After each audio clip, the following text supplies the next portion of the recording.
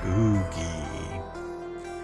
Welcome to ohmTown Daily, Season 2, Episode 302 for October 29th, 2023. Tonight we're going to be discussing an abandoned amusement park horror mystery game, sports without fans, Apple on prime time, pharmacy staff are walking out still, Rober v. MrBeast and healthy competition, Pandas do it on leg day, headphones to measure heart rate, tales from the SMP Graphic Novel, a 20,000-year-old supernova, after Afterlife comes major record. Let's get going.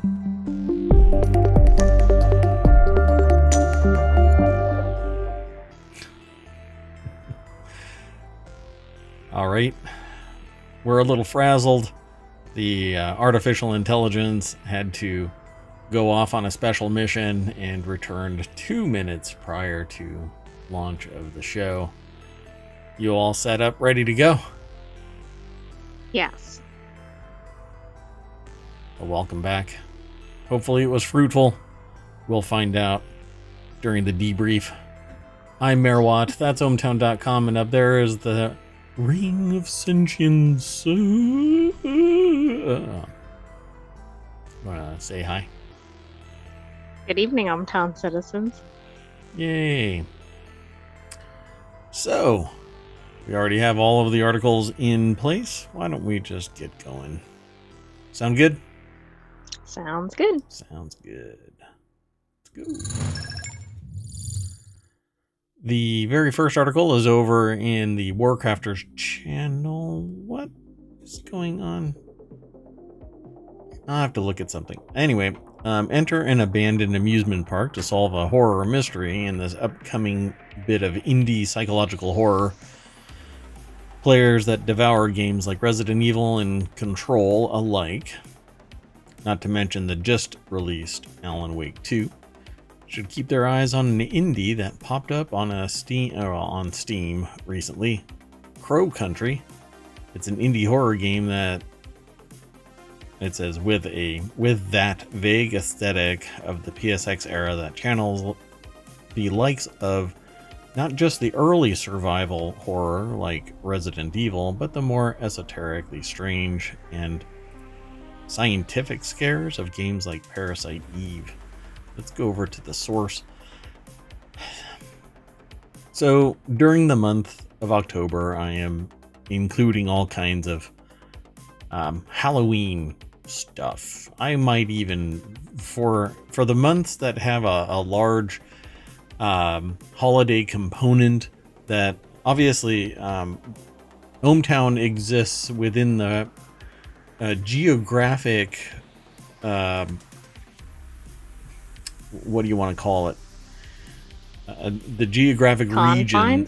Yeah, confines of the United States. However, reach goes beyond that. And so I would like to include all holidays and do it like that. But it's a little bit untenable. Massive respect for many holidays in various cultures, but you know, for the US, Halloween, the month of October, I'm including a lot of stuff that's related to that. And then right after that is Thanksgiving, although that's kind of a weird holiday nowadays. And then right after that is Christmas, and that's a weird holiday nowadays too. So we'll see if I do the same thing for each of those successive months. And there's other months that could do the same, you know, the same treatment of having a whole bunch of news and stuff like that might be related to it once each day. If there's enough content out there in the news, I fear that there may not be on some of these. Yeah, I think we did pretty good during the month of October, but I'm really into the Halloween kind of mood. So even though I don't really stream spooky games and stuff like that, I thought that this one was really interesting. It's over at PC Gamer. Jonathan Bolding is the author. Crow Country's PSX aesthetic and weird creatures have strong echoes of Parasite Eve. So that's what it looks like. It's an indie game, but it is available. Let's see. Screenshots and trailer feature both stumbling zombie-like enemies as well as distended biological horrors. Crow Country's story explores reckless human greed and the idea of an unforgivable sin, say the developers. It'll also feature an exploration mode where you're not attacked for those who, it says, quite love stories like this, but don't love survival horror gameplay. It's an interesting turn of phrase, but okay. Apparently it's, kind of a science-y, spooky game. There is a trailer. I don't know. Should I play a little bit of it? Mute it and jump into it. Yes, but be forewarned, it might be a little extreme if you have young viewers. So it has that whole RP walk, slow walk, and then a fast run. They actually look kind of, the primary character looks kind of Playmobil-ish, if that makes sense. If you've ever looked at a Playmobil toy, kind of a cross between a Lego minifig, but it doesn't have the... It's like the precursor to Lego minifigs. I don't know. This one is a little bit more ambulatory. I mean, it has the ability to walk around and bend its elbows and stuff like that. Minifigs don't have that. Their arms are just stuck. They've got the kung fu grip. I just meant Playmobil had been around before minifigs, as far as I knew. Oh, really? Oh, I didn't know that. Huh. Well, looks interesting. I'm definitely going to be watching people play it if they do play it. I'm not really, this is, where is it? Where does it say this was? This wasn't on Steam, was it? Oh, it is on Steam. I think it was on Steam. Yeah, but it had the PlayStation Crow Country. It had the PlayStation logo, and down in the bottom, yeah, it's on the PlayStation. Interesting website. It's coming soon on Steam. Gotcha. Doesn't have a release date yet. Neat. Be sure to follow that link through ohmTown and you'll be able to slide right into its DMs, I guess. Let's keep going. Next article is over in Semiotic Ontology. The business of sports without fans. This is an interesting article, but there's one caveat, and I don't normally highlight this, but our source is not the real source. Our source is analyzingtrends.com, and it comes by way of just the generic website, analyzingtrends.com.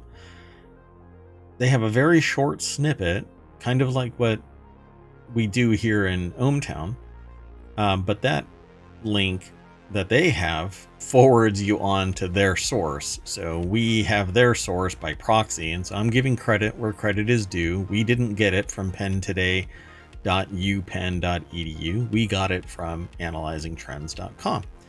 So this is the nature of the internet, and most people embrace this, but sometimes people throw up paywalls and whatnot. And the exchange of information is hobbled by gatekeeping for profit instead of sharing of knowledge and value for value. Different levels of value. You have a gatekeeper, you got a financial gatekeeper. It means that people who don't have the means to pay hundreds of websites $2 to $4 a week, they no longer have access. They fall into the technology gap. It's a real shit way of doing business. Sell your ads. Ask people to pay. People will or won't. Your presence in their face means that they are always being challenged with, do I now have the ability to pay for it? But Analyzing Trends has no problem with that. They're forwarding the information on, just like ohmTown does. So, in honor of all of this, ironically, Wharton School, which is a business school in Pennsylvania, We're going to just bounce right on over to them. So penntoday.upenn.edu is the source by way of analyzing trends. And they had a presentation, The Business of Sports Without Fans, because in a post-pandemic world, there aren't people showing up, but they are. In some places in droves, COVID be damned. They would risk everybody's health to go and see a football game, baseball game, etc. The cost of which is increasing things associated with it because you have to have safety protocols. Right, I guess you can't really fill in all the seats, for instance, at least while the pandemic was in full swing. Yep. So, and apparently this article, based on when we got it, is from the last 24 hours, but there must have been an update or something like that, because this is actually dated from like 2 years ago. But this was aggregated in the last 24 hours. So a live panel discussion hosted on the Wharton School LinkedIn and Twitter accounts Wednesday focused on the future of... So this basically started trending, and analyzingtrends.com grabbed it and then threw it into this. And so people are very aware at the time that COVID was basically shutting everything down. And that's what this article is about. This live panel discussion hosted on the Wharton School's LinkedIn and Twitter accounts. It's no longer Twitter. It's the website formerly known as Twitter. As panelists discuss the challenges and new opportunities sports business leaders will face as they navigate a new world of sports without fans. Nowadays, people are returning in droves. Like I said earlier, the pandemic is now endemic. It's here for basically in perpetuity, with iteration, mutation, etc. of COVID. And we have started to manage it. We have better treatments. We have a lower incidence of people meeting their demise because of it. But it's largely idiocracy level that ends up getting other people sick. And then, that's how it actually propagates, right? People eschewing any personal protection, and because they don't care about themselves, they certainly don't care about other people enough to put a minimal barrier in place. So I suspect that as time goes on, we will have these from time to time, these pandemic turn endemic. And so people are going to slowly migrate away from going to live events. And I'm really curious if we have returned, if everything is back to normal, and this whole article goes deeper into it. You mean in terms of sports or the pandemic? Sports, because the pandemic is there and we're managing it as a society. In various places, it's worse. But again, it's been pretty much demonstrably shown that depending on ideological bent, you end up with a higher incidence rate. But anyway, it says right now we are all suffering and missing our favorite sport, says Addie Weiner, professor of statistics and faculty lead at the Wharton Sports Analytics and Business Initiative. It is almost midsummer and not a single baseball game has been played, which is a personal devastation to me and those who potentially run their summers around baseball. It's quite fascinating, the level of fanaticism around sports. People will go out of their way, including risking their health, to go to a baseball or football or soccer or whatever game. Population density was the leading cause of its distribution, by the way, of its spread. So let's move on, though. This article actually is older, but it gives you a context of how business, society, and technology all played a role in interactive. It was a crossroads, and that we used to call our show the crossroads of business, technology, and society, and I've expanded this to science, technology, and society. So it's referred to generally in the domain STS. So what do you think the future of sports looks like if the fans don't return? I think it'll end up being all online. The sports will still play out, but people will there will be more in clusters all over the place instead of people traveling to venues. And those venues will remain, or they will be broken down and have professional stadiums without the population. And then it's going to be more like more people are paying more to see it, and the technology involved with it will get amplified. So better quality streams, more cameras, more choice, just more of everything technological to cross that bridge between being there. And the thing is, I think that we really need it, because there used to be ways of hanging out with friends and meeting other people and stuff like that, like tailgating and other events around it that were local. And since people stopped traveling, it all just vaporized. So a lot of people became what amounts to shut-ins, just they issued going out anywhere. I would love to have more the pubs of the Britain and everywhere else, I suppose, but centers where people would go to and watch a game together, bars and stuff like that.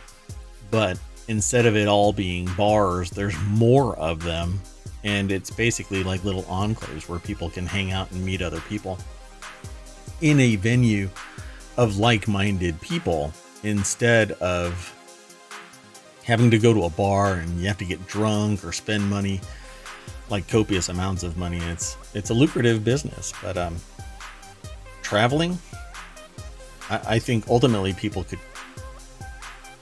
move away from traveling too, but they like that energy. A lot of people really love that energy. Go to a soccer game, a football game in some other country than the United States, and you'll see it's much bigger, much louder than the ruckus that's created even in US football stadiums. Okay, let's keep on going. This next article, we'll make it quick. It's over in ohmTown Daily. The channel is over at ohmTown.com. Apple is getting ready for prime time. The author of this says, I'm trying to remember the last time the company's big event came for primetime TV the way Apple's 8 p.m. Eastern keynote is trying to lock down our attention tomorrow. The only company I can think of that's done it successfully lately is Victoria's Secret and its fashion show. While I suspect there's some overlap in audience between that and the Apple keynote, I suspect Bella Hadid is a bigger draw than a new iMac. I don't know. Let's go over to the source, The Verge. So Apple's big announcement event usually air in the morning or afternoon, but on Monday, October 30th, the company is airing one at 8 p.m. Alex Kranz is the author and the co-host of The Verge Cast. The Verge Cast. So the big primetime Apple event feels like the natural next step for the company. No one else in the tech space has had the same success as Apple is getting that at getting people to treat their announcements as big events. During the day, though, I, as mayor of ohmTown, was not able to watch the last several events. So 8 p.m. would be great. I might even be able to stream it after this show. Right. I mean, that seems like that would be much more accessible to people, but it does stand out from other events. Yeah, they all treat it as operating during business hours, but business hours in today's world is 24 hours a day. And if you're going to reach people domestically, then you do it when they're available to watch.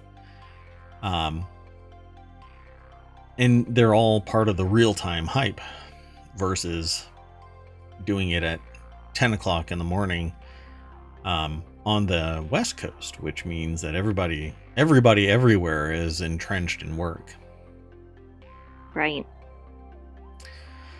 So I'm not sure what all is expected. There's been rumors of a new Mac Mini, an OLED screen, an M1 or M2 Mac Mini, not Mac Mini, iPad Mini, sorry. In the article, it says Apple is probably doing it now instead with the iPhone because the stakes are lower. Fewer people care about the Mac event than the iPhone one. Not sure about the number of people. Can you imagine if Taylor Swift was? That would be cool. Apparently, she was at the Sony event at CES. It said in the article. Yeah, that I didn't even know about that. So it says it probably won't be as star-studded, given that SAG-AFTRA is currently on a strike and bargaining with Apple, among other studios. So there probably won't be a series of cameos from actors of Apple's best-known shows or films. Well, that would be in violation of their contract, and in violation with the contract with, well, their agreement with the union.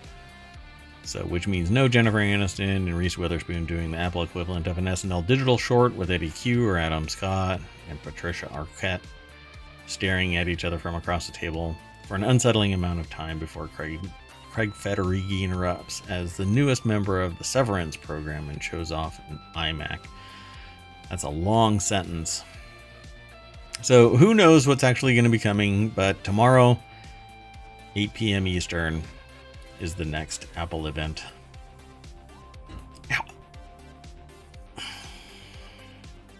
Sorry. Let's keep going. Next article's over in Hatch Ideas. Some pharmacy staff at Walgreens and other chains are walking out again. Here's what you need to know. The walkouts are the latest pushback against the pharmacy staff claim are harsh and unsafe working conditions that put both employees and patients at risk.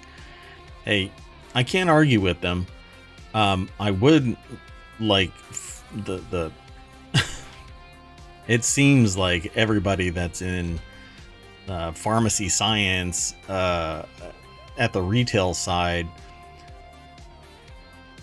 there is either great churn or just it seems like really poor customer service skills. And they're overworked. You can say that, they're overworked and underpaid and all of that kind of stuff.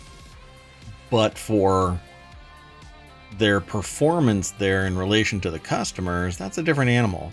Pissing off customers really shouldn't be part of job one, right? Like, however embittered they are about their position, then raise hell with the institution. Don't ruin the customer's experience because they're already at their worst. I actually thanked a pharmacy. I don't know what their rank was in the hierarchy, but I went to get medicine for a cold. I thanked them for their pleasant demeanor because the previous moment that I had was somebody behind some shroud getting upset with me that I'd been waiting for 12 minutes without anybody inquiring as to if I'd been helped or anything. And so I said, "Hey, is anybody up front?" And they're like, they snapped at me, and I'm like, man, if it wasn't for the fact that you're dealing with my medication and you could always chalk up an oops. Yeah. Let's just say customer service sucked. So them walking out actually might save lives, for crying out loud. Annika Kim Constantino over at CNBC.com put the article together. The effort, which organizers have dubbed Pharmageddon, is the latest pushback against the pharmacists and technicians. What pharmacists and technicians call unsafe working conditions that put both employees and patients at risk. I don't know about employees, but whatever. Organizers if they're are also working like really long hours or something. I can't imagine most things that would be unsafe working conditions for a pharmacy. There's no way that they're working too long hours because they've got a very stringent time frame where they're even allowed to operate, depending on where they are. I mean, I guess some places could be working 12-hour shifts, but I find that highly sus. Organizers are also planning to hold rallies outside a few locations in different parts of the country and are considering unionizing pharmacy staff who are currently not represented. All right. Totally into that. Who is it that's actually paying the pharmacy bills? If they're not getting compensated for all of the drugs that they're pushing or delivering, sorry, they're the delivery vehicle. Yeah, Heavy, welcome to the show. What are the employees' actual complaints? This is kind of vague. Yeah, apparently their actual complaint is that it's unsafe working conditions. So, but that doesn't tell us anything. Like, what's the actual issue? Like, when we saw UPS unsafe working conditions, they were like, it's hot and we don't have air conditioning. Yeah, people were dropping like flies in warehouses and in vehicles. UPS and Amazon both had that. This says here, organizers of the effort and some pharmacy employees told CNBC that they hope the work stoppage will push companies to make meaningful changes to address the longstanding grievances of many retail pharmacy staff who have complained about having to grapple with what they describe as understaffed teams, insufficient pay, and increasing work expectations imposed by corporate management. I can agree to all of those. Okay. Understaffed teams, you see it all the time because you're sitting there standing in line. Insufficient pay, that's pretty standard fare across the board. You're going to have to go after the C-suite. Yeah, it's fair to clarify that. Yep, I agree. So if there is anything other than these generalities, maybe the AI I found something in another article where apparently the workload is too high to manage. So for instance, there was one stat of trying to fill 300 prescriptions in one day by one person. Yeah, it's irrational to demand that and then still have quality and accountability. You know, when a person gets pushed beyond their bandwidth, you end up something failing. And you can't have that with medication. So I agree. And honestly, I do agree with the fact that it's understaffed. I don't know about the pay because I never really looked into it. Not yet. But yeah, there should be more people staffed during business operations if you're going to be expected to do fulfillment of 300. But again, it's all about mergers and acquisitions, and then there's no bargaining power. You can convert into a union, but then you've got actual, performance indicators and other burdens that are going to be borne in that union. Heavy Steel says we have that problem here. Yeah, I certainly see that understaffed. But again, I said it's about mergers and acquisitions. There aren't as many pharmacies in existence, and they're all owned by major corporations that have major connections to pharmaceutical companies. So I have also found some information that the need for pharmacy technicians is increasing, and there's a current shortage of pharmacy technicians, as I know there are other healthcare positions. So that's probably increasing some of the demands on the existing pharmacy technicians and the existing pharmacists. So pharmacists make $61 an hour on average. Walgreens pharmacists make $54 per hour on average, according to the website. Indeed. CVS has more than 30,000 pharmacists, 70,000 pharmacy technicians, while rival Walgreens has more than 86,000 healthcare service providers, including pharmacists, pharmacy technicians, and other positions. Yeah. So who's participating in the pharmacy walkouts? Anybody that apparently has an interest in changing their dynamic. Many of the pharmacy staff who are interested in walking out appear from Massachusetts, Pennsylvania, California, Texas, Michigan, Missouri, and Indiana, according to Jerome Mininsky. And 2 pharmacy staff members from Walgreens and another 2 from CVS, all of whom asked to remain anonymous for fear of retribution, told CNBC that they plan to walk out. That's really the only bargaining power that anybody has. Even with a union, they have to walk away, hurt the budget. But then what comes is the business does not care about the employees. They want profits. It's sociopathic in the guise of the mantra that business's only objective is an amoral, not immoral, drive for profit. And when somebody says that business is amoral, pardon my slang, but that's bullshit. It's driven by human beings, not some disembodied entity, not some alien force that says the business has to do this. And there are thousands upon thousands of businesses out there that have a positive social cause as well as profit seeking at the same time.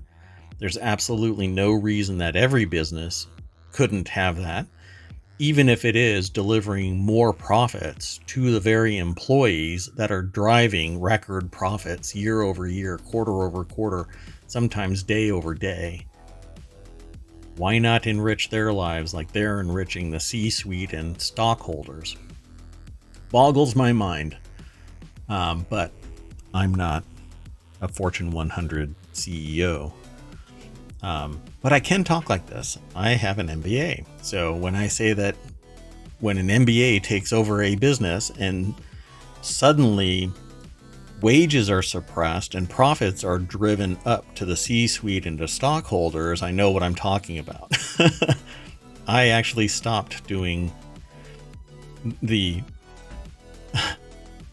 it's a phrase, global finance, but there is no real global finance. It's just finance.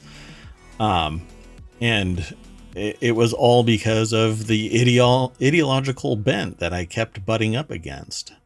If you start a business, have a social cause that did good, and your employees are your key element to success. Because you can't execute on just the executive. That's it. Nothing else? No. It's all the other employees that make a company so great. So anyway, there is more to this article. Let's keep on going, though. We'll see if this makes a difference, or we're going to see a union form. This next article is over in Technology Today. How Mark Rober's rivalry with MrBeast led to a Nerf gun made of DNA. There's a video that's attached to this, and nothing more. There isn't an article. So when you go over to this CNET article, it is a video. It's only 4.5 minutes long, but essentially Mark Rober and MrBeast have been going back and forth, but it's a healthy competition. Nobody is sitting there trying to harm anybody. Nobody is throwing mud at each other. Nobody's talking smack. They're both projecting a positive image, education and fun. Mark Rober actually kept on pushing to get this Nerf gun. He has the record for the largest Nerf gun, and he decided that he was going to keep on pushing, and with other experts drove down the size of the Nerf gun until it was basically atomic level. And so in the DNA version of it, it's just the shape of the Nerf gun. It isn't actually a fully functional Nerf gun. But they see that the possibility could be there, because depending on how the DNA gets put together, it can actually create a spring-loaded ejector or injector. So the DNA could find a target and inject a payload into the cell of whatever it is that's targeted. And this is so much like CRISPR in gene editing that's in general. exactly what it sounds like. Yep. And it is, at some point, you kind of go, wow, this sounds really weird, kind of creepy dystopian, da da da. And honestly, it is if you allow yourself to go down that slope. Somewhere, someone is abusing the technology, obviously. It's just the nature of humans trying to fly too close to the sun. And then you end up with a bad bat somewhere. Anyway, it's a really fun video. And Mark Rober, there's a video that's attached to Mark Rober's YouTube channel that goes through all of this process with the smallest Nerf gun. And it's quite fun. So we actually saw the original video, and then this article popped up in CNET. It's been several weeks now, hasn't it? I think so, yes. It's been a while. Anyway, go follow the link through ohmTown over to this CNET article. I don't think that there's an actual author to it. There might be in the transcript, there might be something, but we're just going to leave it right there, unless you want to say something about this. I know that you saw the video too, so. I think it's great that these things that are kind of for entertainment are really having positive application. Number one is just bringing science and research to the masses in a fun way, but secondly, some practical applications coming out of it. Yeah. And the sample that they made had trillions of these little Nerf guns. So basically what they say in the video and they hint at in the original video is that there's more of these little mini Nerf guns in the sample of the DNA vial than all of the Nerf guns ever sold.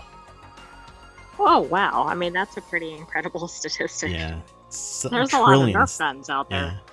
Yeah. They said something like 4.7 trillion Nerf guns, mini DNA Nerf guns. So, but they look like that basically. They weren't functional. Okay, let's keep going. The next article is over in ohmTown Daily. This one is how might one get pandas to mate? Try leg workouts. Yeah, I titled this one "Pandas Do It on Leg Day." So a couple of pandas will leave their enclosure in DC next year. During their time at the National Zoo, staff tried to get the pandas to mate. They ended up doing artificial insemination because pandas are apparently notorious for not wanting to get it on. Is that the clinical term for it? Anyway, Lloyd Lee over at businessinsider.com put the article together. I think that they'd rather just hang out and it looks like they just want to snooze from the bamboo picture. and snooze. So yeah, there you go. My understanding is that they're going to be pulling back the pandas. China's asking for the pandas to be returned. So one of the exercises, that's problematic for at least two reasons. One, the zoos actually work on mating and continuation of the species, but secondly, it gets the species visibility and concern from the general public. Yep. No. In this case, it's the Harry Potter redheaded stepchild kind of thing. Back under the stairs. You only get brought out. The cupboard. Yeah. You only get brought out when it's when everything is smooth sailing. So fair weather friend kind of a thing. Anyway.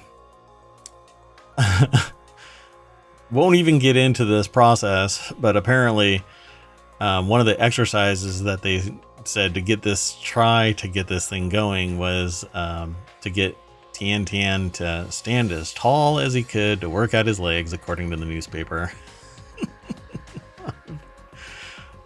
It's funny. So apparently it didn't work. So now the pandas at Washington, D.C.'s National Zoo are expected to be returned to China by the end of the year via FedEx.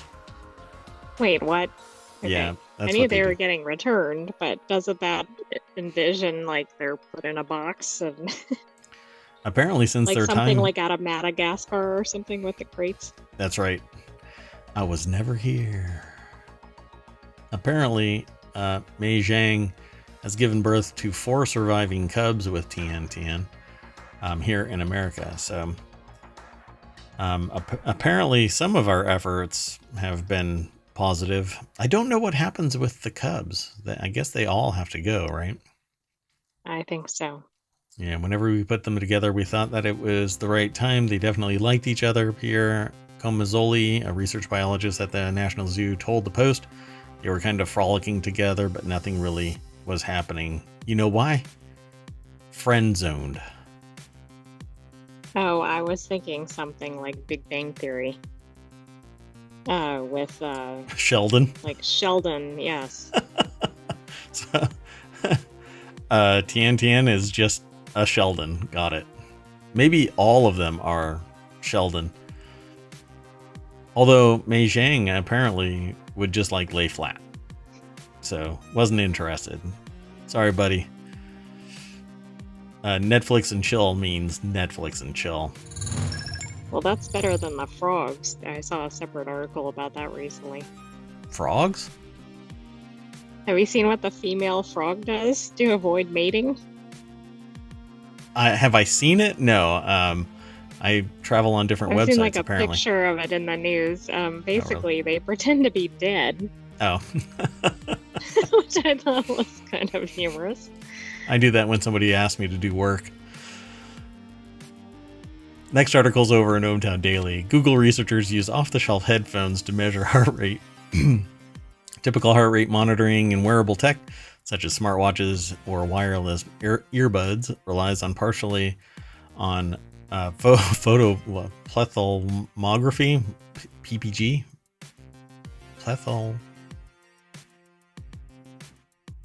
Okay, I'm trying to pronounce this. But okay, dead air. Anyway, let's move on. Which uses light pulses to measure blood activity. I have to look at that word again. It works generally well, but it has its limitation. Google scientists wrote in a new research blog spotted by 9to5 Google yesterday that they had to try a different approach called audio plethysmography. There it is, plethysmography, or APG, that uses ultrasound to measure the heart rate. And they did it with off-the-shelf active noise canceling earbuds and a software update. So that sounds pretty cool. Wes Davis over at The Verge put the article together. Researchers at Google say that using existing noise canceling headphones to get pulse readings by updating their software were possible. That was a weird sentence, but okay. And does that mean that our regular headphones are severely under enabled? Enabled, thank you. Yeah, I would assume so. If they can change if the noise cancellation can pick up the heart rate, then yeah, I suppose so. Pretty interesting, right? But I don't know how it actually does it. It says the trick works by bouncing a low intensity ultrasound signal off of the inside of the ear canal and using the tiny microphone that helps make ANC, active noise cancellation, work to detect skin surface perturbations as blood pumps through it. Quite fascinating. In other circles, these perturbations, by the way, happen with everything that emits any kind of sound or turbulence. So, for instance, you can use a laser to point it at a pane of glass, and the reflection back onto a detector can translate voice in a room, and depending on the sensitivity of the laser and detector in the building, it can be picked up and changed from light back into audio. It's called a laser tap. That's pretty cool. I'm really not surprised by this. I'm surprised it took this long. And reading this, I go, well, I thought that I had learned about this a long time ago and forgot about it, but apparently it's a new thing, according to the article. But maybe in the research, this has already existed. And we've talked about this kind of stuff before, where somebody is trying to get a patent on something, or somebody's trying to kind of protect a new idea, and when you do research into it, you find out, oh yeah, somebody's done it 120 years ago. It just didn't Right. use the It just exact wasn't same. public. Yeah. So hello Z, welcome to the channel. Good to see you. Thanks for coming. So it says here, according to the blog, the technique was resilient even given a bad ear seal, differing ear canal size, or darker skin tones. That last one is notable since heart rate accuracy with darker natural skin tones or tattoos has been an ongoing problem with smartwatches and other wearables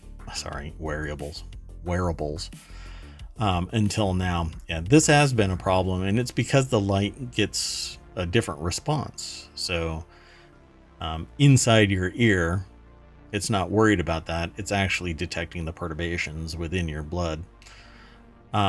So Google's researchers also found that ultrasound approach worked fine when music was playing, but said that it had issues with noisy environments and that the APG signal can sometimes be very noisy and could be heavily disturbed by body motion. That's really comes down to, and they have a really neat graph that shows this. But that really comes down to the sensitivity of the instrumentation. If they get a higher end in-ear monitor, they may be able to detect it. It's all about the active noise cancellation technology. So it seems pretty cool, non-invasive, actually very passive, and you could be just walking and it's constantly listening for it. It's constantly detecting. So I find it even more interesting because you don't have to stop, do a sample, then go back. It can be a constant detection. Pretty cool. Well, and the good thing about that is that you could be detecting because people don't know when there's going to be an issue. So it's one thing if the patient is kind of like, well, I'm having a problem, let me start monitoring, but then whatever has already transpired and doesn't show up on the monitor. And because it's more internalized, you don't have to worry about the light and other stuff. It's not as much a power drain either because it's doing other things it's intended to do. So this is really cool. I actually really like this idea. So now your in-ear monitors are going to be heart rate monitor. I guess the way to a person's heart is through their ears. I guess so. You? Next article is over in the continuity report. Minecraft YouTube series Tales from the SMP get graphic novel adaptation. We talked about this right at the end of yesterday's show because it was in the next 24-hour period of our monitoring. Minecraft YouTuber and Twitch streamer Carl Jacobs will have a graphic novel adaptation of his Tales from the SMP series, Time Traveler Tales. Dark Horse Comics is partnering with the gamer who is known for his collaborations with MrBeast, another YouTuber. How diminishing. Yeah, right, exactly. Another YouTuber. Oh yeah, he's just some person. How about he's a juggernaut? Right, isn't now, he a billionaire or something? Yeah. Oh yeah. Or close now, to it. And he's branched well outside of YouTube. So, and his social good is a major mover. So. Now Jacobs will team up with comic creators to bring his Minecraft anthology series to life. It is amazing what people do in Minecraft. So, although I can't seem to really get into it, me personally, I play it from time to time. I'm really story driven, and there isn't really a story to Minecraft unless you do mods. I've talked about this before. I keep getting pulled back to Minecraft, but I'm too much of a casual. Samantha King over at Screen Rant put the article together. Z asked if you've never tried a MrBeast burger, they're worth it.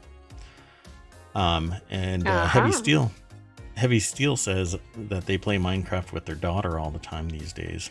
Yeah, it's so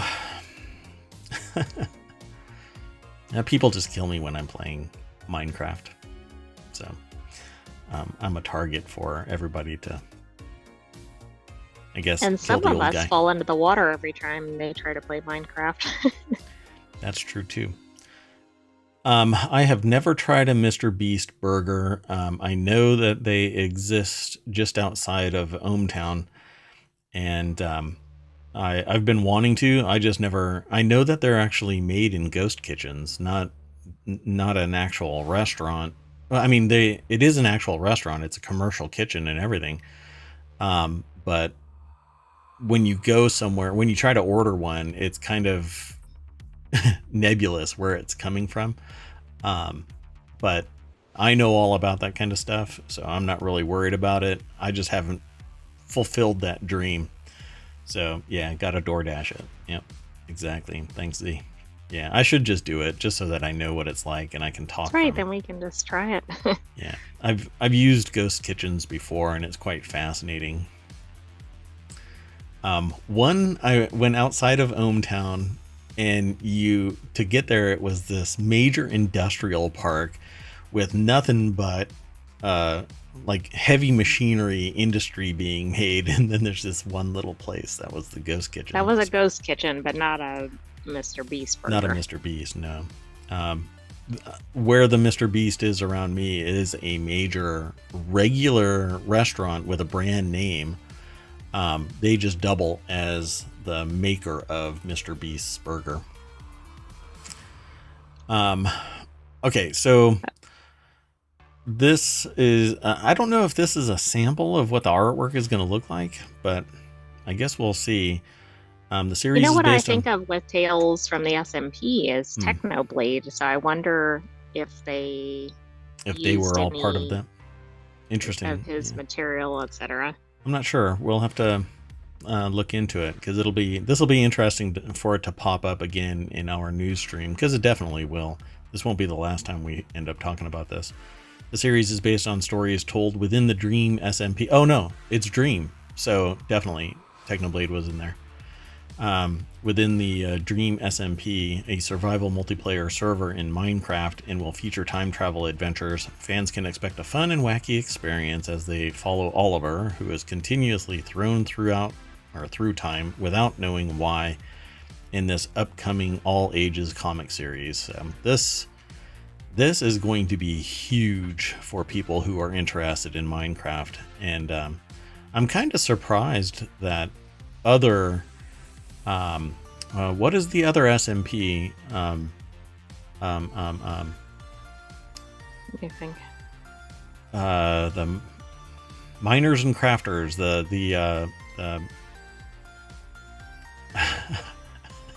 My brain just went blank.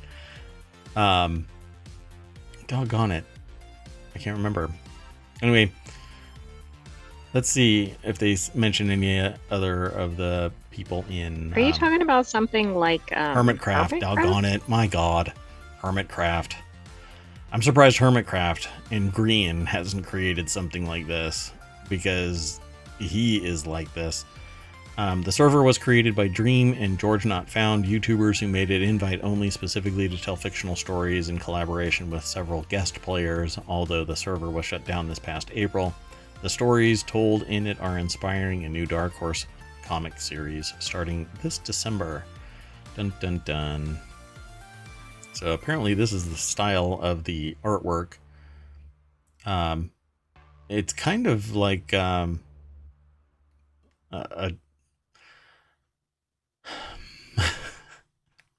any of the time travel. What was the one? There was two shows where they would jump through a portal, um, and they just refired it, and it kind of pittered out, as far as I know.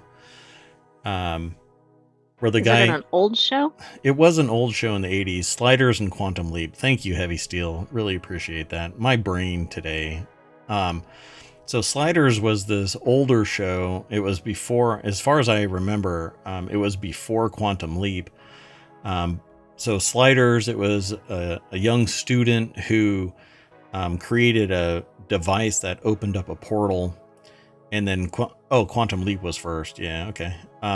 But Quantum Leap, there was a scientist. He opened a portal and he got lost in time, and then they just refired the engine of Quantum Leap. And so this just smacks of Quantum Leap, in particular. I don't know if he always has the ability to return to his main dream SMP as like a landing point. But Quantum Leap was a lot of fun. But Sliders appeal to a different demographic, I think, a younger. In Quantum Leap, he took on the roles of different people throughout history. Yeah, that's right. So instead of it, so in Sliders, it was a couple of people, and ultimately, I think it ended up being 3 or 4 people that would jump through time. And in Quantum Leap, it was basically his. It's because it's going to sound like a theory that I like, which is it isn't him, it's his quantum signature being imposed on a real person in some historical context. And so he looks in the mirror and he sees who he is now taking on the persona of, and he has to act like them, and sometimes he doesn't, and it really catches people off guard and gets himself in trouble from time to time. So yeah, and Sliders was all kinds of, it was a multiverse type of situation. So Heavy Steel, yeah, you got my back. Appreciate it. It's like having Cliff's notes in chat. That's awesome. You're triggering my memories, so that's thanks. And I miss Sliders. I liked Sliders. And then there was another one where it was a kid and one other person, and that person was a historical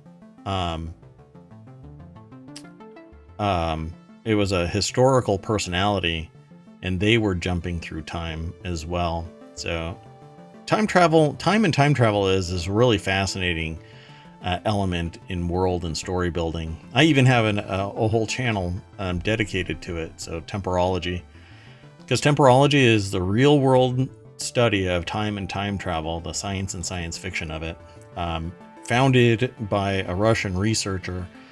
Obviously, you can go down the rabbit hole. Heavy Steel says, my old boss called me his reference source. What a trip. Yeah, I don't know who remembers all of this, but I would love to go back and watch all of the Sliders and all of the Quantum Leaps. I'm not really fond of the new Quantum Leap. They changed the dynamic and injected kind of a romance anchor element to it, and I was like, well, I don't know, I'm not really into that. But I love the tech, special effects and stuff like that, the concept of it. Anyway, let's see. The preview for Time Traveler Tales #1 does not reveal very much, though it does show some slight design similarities with Jacob's in-game avatar and the artwork promoting each episode.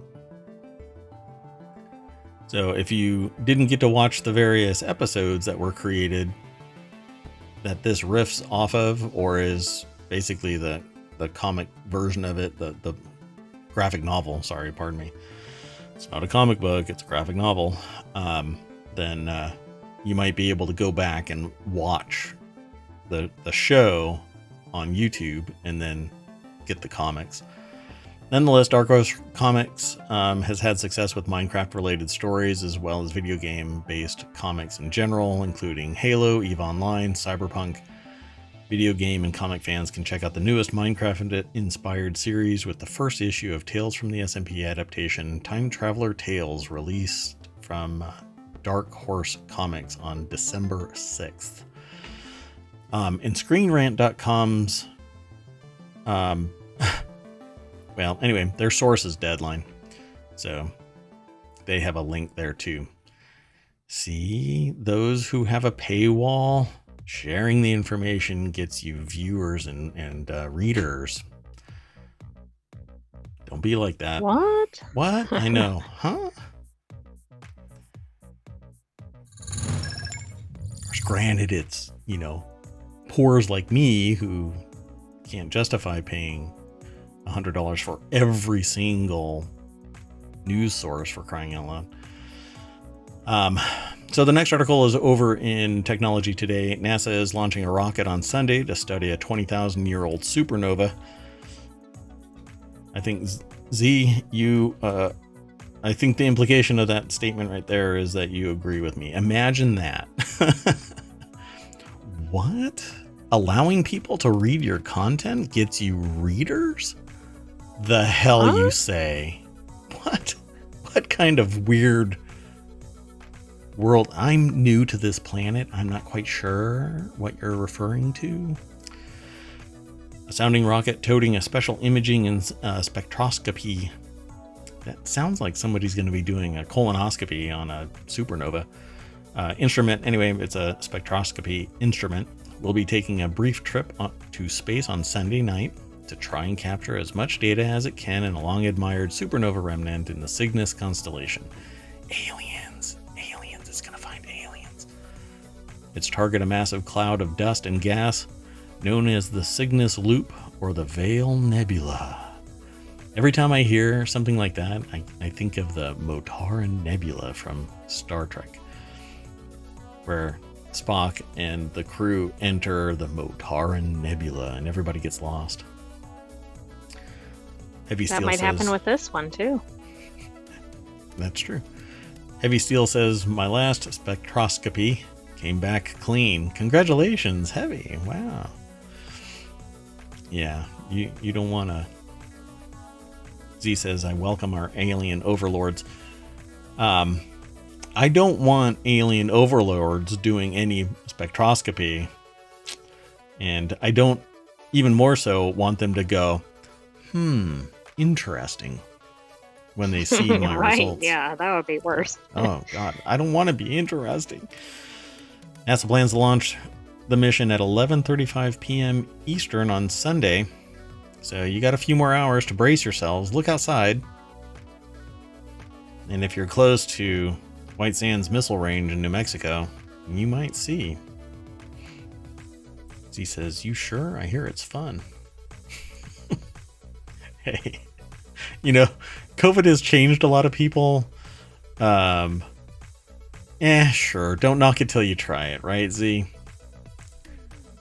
I'm on board. Heavy told me so. The source for this is over at Engadget. Cheyenne McDonald is the author. The deck statement says the Infuse mission will observe the famous Cygnus Loop or Veiled Nebula to study how supernova affect galaxy formation. Heavy Steel has confirmed that they did say it might be fun. This is getting very interesting, the conversation in chat. I'm not sure where to go from there. NASA plans to launch this mission at 11:35 p.m. Sunday, October 29th. That's tonight. So if you're listening to this, or if I can get this up on YouTube fast enough, and anybody who watches it over there, yay. Yes, moving along, Z, moving along. Hand wavy. I wish I had a special effect that made the screen do it, but right. So see, and if we keep talking about this and making the connection to spectroscopy and colonoscopy, the integral field ultraviolet spectroscopic Thank you. Spectroscopic experiment, or Infuse, your colonoscopy, will observe the Cygnus Loop, or your colon. We don't want any observation along with the spectroscopy. I'm looking at you. For a few minutes, capturing light in the far ultraviolet wavelengths to illuminate gases as hot as 90,000 to 540,000 degrees Fahrenheit. Reminds me of that article that we were talking about with the pan being ultra. Words are hard, as hot Z. as the sun. Thank you. CZ agrees. Words are hard. The Cygnus Loop sits around 2,600 light years away, 2,600 light years away, and was formed by the collapse of a star thought to be 20 times the size of our sun. Since the aftermath of the event is still playing out, with the cloud currently expanding at a rate of 930,000 miles per hour, it's a good candidate for studying how supernovae affect the formation of new star systems. Dun dun dun. So then the article changes to Mars's core looks bigger than it is because it's wrapped in radioactive magma. So at some point, that little snippet turns into something bigger. Heavy says you have to wonder how much of the light that reaches Earth is actually some form of extraterrestrial data we aren't yet able to decode. Heavy Steel, there is so much that we don't know. I agree. You know, there could be somebody that's beaming something at the Earth and we're not picking it up because we don't have our ear in that direction. So yeah, everybody is moving through space in different angles, different rates. And so we could fly right on past the beam of a signal and never even know it. Yet there are people out there that are screaming that we are the only thing in existence to be sentient. And I find it pretty dense. The fastest data sources we can muster is all about light. Yeah, and if the simulation program is true, we can't go beyond light speed, because if we do, we would be able to break out of our galaxy and into another galaxy and break the simulation. If you believe that kind of stuff. I mean, we're clearly in one, so. Clearly, if anything says that there's a virus in the simulation, this particular timeline definitely is supporting this analysis that we're in a simulation. So let's go on to the last article for tonight. Dun dun dun. This one's in the continuity report. Ghostbusters Afterlife 2 is guaranteed to set a major franchise box office record after 40 years. The upcoming Ghostbusters Afterlife 2 is guaranteed to set a major box office record of the Ghostbusters franchise. Following 1989's Ghostbusters 2, the Ghostbusters franchise maintained a strong presence on various animated TV and video games, but struggled to make its way back to the big screen. Ghostbusters was even eventually rebooted cinematically with the 2016 female-led Ghostbusters, but the movie was an unfortunate box office disappointment. By the way, no, it wasn't rebooted. There was no continuity between Ghostbusters, Ghostbusters 2, and then the female-led Ghostbusters 2016. Right, but there could have been. Like, there was no connection to Ghostbusters. There was a complete denial that it even existed. There was basically distance created from the canon of the original Ghostbusters. And it was mind-boggling to me that that's what actually took place. But there was some disagreement, apparently, that led to it not making a connection. Even though there were people from the Ghostbusters franchise in the female-led Ghostbusters. Heavy Steel says the movie had some good bits that should have been in different spoof on ghosts. I thought that the movie was fine, honestly. I think that it was in the same vein as original Ghostbusters and Ghostbusters 2. I just am flabbergasted that it didn't accept that 1 and 2 existed and riffed off of the canon. But it could have, and it really should have been embraced. But people really hated it. Would it have been a success? Maybe. I think so too. But for whatever reason, people didn't like a female-led Ghostbusters. But I think it was a really narrow-minded take on things because it didn't change anything. It expanded it and caused more people to come to the Ghostbusters franchise if nobody would sit there and poo-poo it. But people will poo-poo everything. There were no callbacks, and that hurt the film. But what's his name was in it?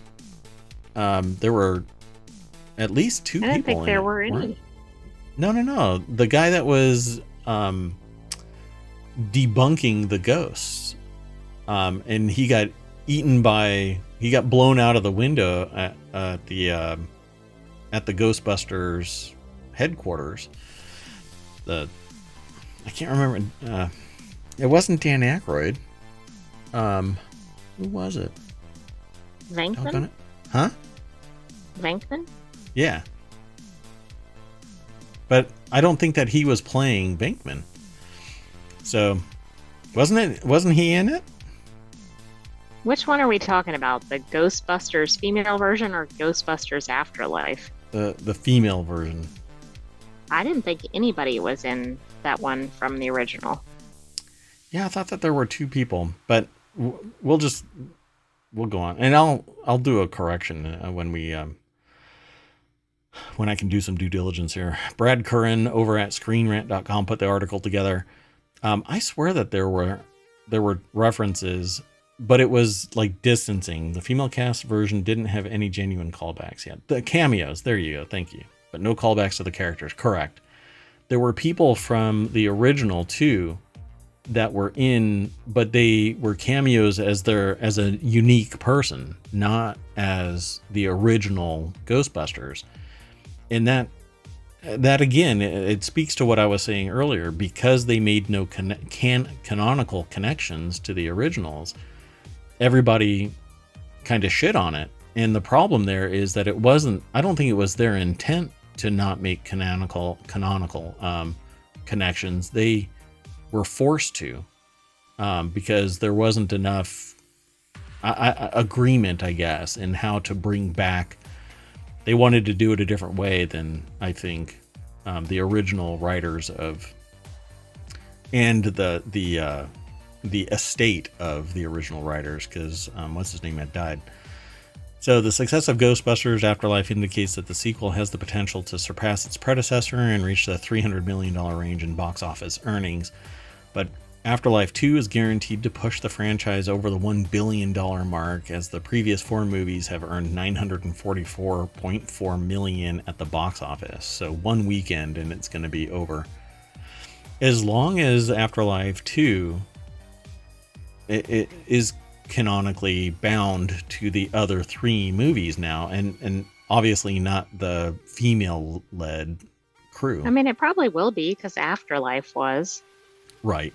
And people really dug it. So it says, while the post-pandemic streaming landscape may affect theatrical performance with just $55.4 million needed, it's certain that Ghostbusters Afterlife 2 will push the franchise well over the $1 billion mark.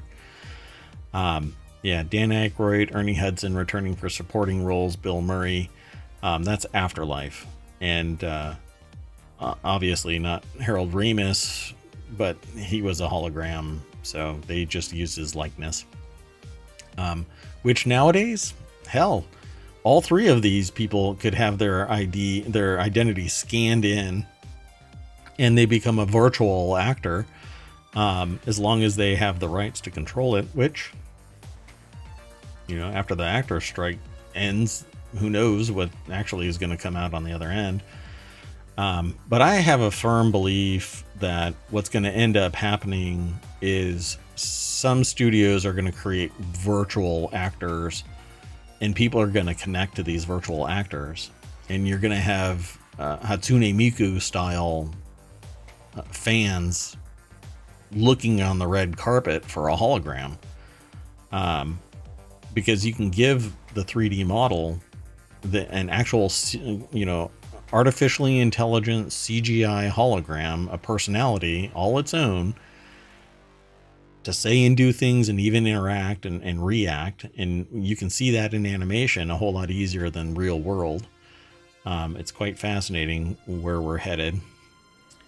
So where they're going to go with this, it's all about world building. And who knows? Zool may come back. Yeah, energy is never destroyed. It's just changing shape. So maybe Zool will come back in a grilled cheese sandwich instead of the refrigerator. Who knows? The choice has been made.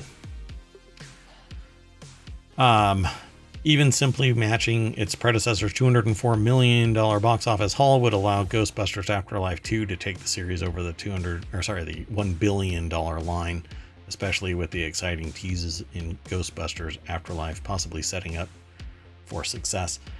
There's a VR game now for Ghostbusters that's coming out as well. So as soon as that comes out, I'll be all over it. I don't think it's out yet. In fact, let me see. I don't think it's actually been released.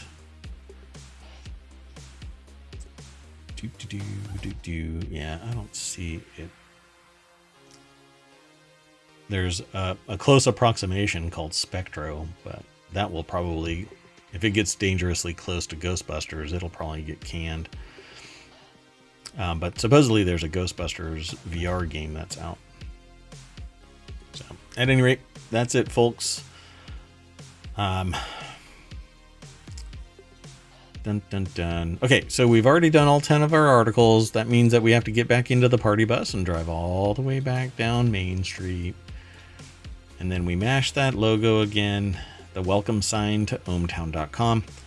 And we see a whole bunch of other things. Yeah, I read about the whole Russian rioters storming the airport. And we don't really talk about politics here in ohmTown. It is a fact of life, but we don't really highlight it because the shenanigans are, those kind of things should be, brief instances, and then we learn our lesson and change our ways. But it seems like everything old is new again. ChatGPT Plus members can upload and analyze files in the latest beta. That's going to open up some serious doors. Yes, it is. How about security, though? What happens to my files? Yeah, I don't know how that's going to work. I've already flagged that for a possible article for tomorrow. Awesome. And you too, if you find an article, just shoot me an email. For now, there is a way, though, underneath the podcast selections and links. I'm going to have to change this because I'm having some serious blowback from various locations that I'm supporting and promoting and advertising elections, even though that they're nothing more than talking about articles within ohmTown.com. I wish I was joking. That isn't satire. I'm actually getting people saying that I'm promoting or advertising elections. At any rate, in this link is a way, or in this drop down is a way to send in links. You can also email mayor@ohmtown.com and I get it. And Z, yes, seriously. Yeah. Yeah, I wish y'all could be character witnesses. And I don't really mean to throw drama into the stream or into the YouTube or podcast, but yeah, I'm dealing with that right now for the last 3 weeks. Yeah,